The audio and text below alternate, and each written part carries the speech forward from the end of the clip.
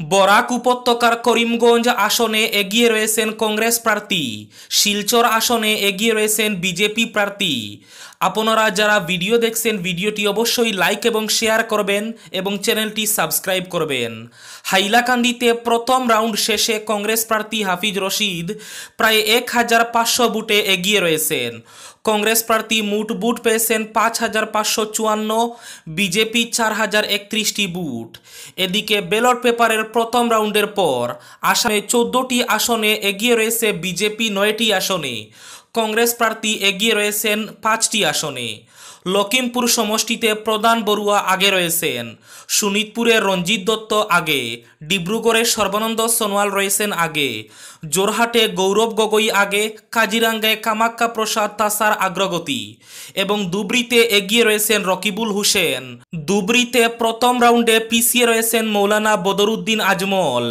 রকিবুল হোসেন পেলেন 3613টি বুট, আজমল পেলেন 1485টি বুট। তবে সারা দেশে ব্যালট পেপারের বুট গণনার পর কাটেকি টক্কর চলছে। সর্বমোটে এনডিএ এগিয়ে রয়েছে 243টি আসনে এবং ইন্ডিয়া জোট এগিয়ে রয়েছে 244টি আসনে। হাড্ডাহাড্ডি লড়াইয়ে ইন্ডিয়া বনাম এনডিএ। তবে আসামে 14টি আসনের মধ্যে 9টিতে এগিয়ে রয়েছে বিজেপি, 5টিতে এগিয়ে রয়েছে কংগ্রেস। এদিকে করিমগঞ্জ আসনে এগিয়ে রয়েছেন কংগ্রেস প্রার্থী হাফিজ রশিদ আহমেদ চৌধুরী। শিলচর আসনে এগিয়ে রয়েছেন বিজেপি প্রার্থী পরিমল শুক্লবৈদ্য।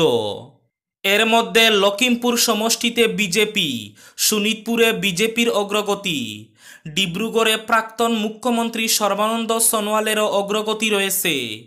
আসামের জোরহাটে গৌরব গগৈ অর্থাৎ কংগ্রেস প্রার্থীর অগ্রগতি, কাজিরাঙ্গায় কামাক্কা প্রসাদ তাসার অর্থাৎ বিজেপি প্রার্থীর অগ্রগতি এবং ধুবড়ীতে কংগ্রেস প্রার্থী রকিবুল হুসেইনের অগ্রগতি রয়েছে আসামে।